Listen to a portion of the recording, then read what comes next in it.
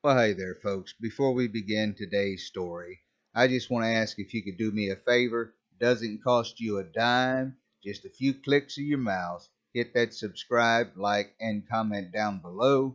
Don't forget to hit that little bell icon so you'll be notified next time I upload a video. All of that out of the way, let's begin today's story. You scream, I scream, we all scream for you know the rest. Hey, what's up? I'm Tommy. No, not the same Tommy from the deli. That's a different story. Totally different Tommy. Anyway, I work ice cream here at Barnaby's. It's only part time, but sometimes it's better than no time, right? Besides, I'm going to college to be a nurse. Yeah, that's right, a nurse. Don't judge. It's a noble profession. At least, that's what my mom tells me. Anyway, I've been here about a year and a half now. It's pretty cool. Get it? Cool. Ice cream? Never mind. I'm bad at telling jokes. I moved out to LA a few years back and tried my hand at stand up. Yeah, I ended up doing sit down. But forget it, I'm done. Anyway, I was sitting at home the other night, bored out of my mind, searching Reddit. I came across all these stories set in a place called Barnaby's, an old grocery store. Anyway, I got to thinking, hey, I work at a place called Barnaby's. I know a guy named Stuart and a guy named Stephen. I remember when Zeke went running through the store with Stephanie. Wait, what? Mr. Barnaby's collecting stories? I didn't know anything about that. Man, nobody ever tells me anything. Anyway, check this out. I'll turn it into the boss man tomorrow. It was last June, the dead of summer, hot as hell.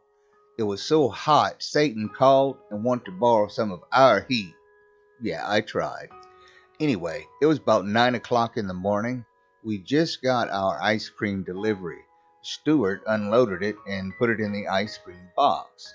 That's what we call the freezer, a box. Now, if you've been reading all these stories like I have, then you know that Barnaby's is a very old store. We still get our ice cream in pallet igloos. Now, for those of you who don't know what a pallet igloo is, it's a large blue insulated box that's mounted to the top of a pallet. Some have doors on them, others have those thick pieces of plastic hanging down. Anyway, it helps to keep the ice cream frozen. It kind of resembles one of those porta potties like you would see at an outdoor rock concert. I love rock music. Nickelback rules. Anyway, I grabbed a couple carts and started unloading the igloos. There were three of them. I unloaded the first one onto two separate carts, took them to the sales floor, and worked them onto the shelf. I put all my back stock away. That's all the freight that wouldn't fit on the shelf. We stored it in an ice cream box in case we need it later. Anyway, I started unloading the second one. I get about halfway down and saw what looked like a little piece of ice cream in back the box. I didn't think much of it. It's a freezer, so there's going to be ice, right? Anyway, I removed the next layer of ice cream and discovered what I thought was ice was really a fingertip connected to a hand. What the hell? Curiosity took over, and I started flinging ice cream out of the box. Now, I like to think of myself as a pretty tough guy.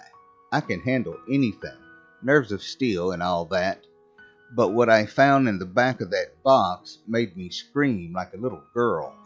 It was a dead body, a frozen dead body. Better yet, a frozen, decapitated, mutilated dead body. There were frozen arms, frozen legs, hands, feet, a head, all of it, all thrown into the back of the box. The blood had mixed with the ice cream and started to settle in the bottom of the box. There were ice crystals formed on the parts, which were all frozen together. It looked like a sick game of Twister. It was horrifying. I just stood there, frozen in shock. No pun intended. I didn't even notice that Marcus had walked into the back room till he started vomiting all over the place, repeatedly, breaking me out of my trance. Thank God none of those customers saw it. These weirdos would have probably took selfies with the body. Sickos.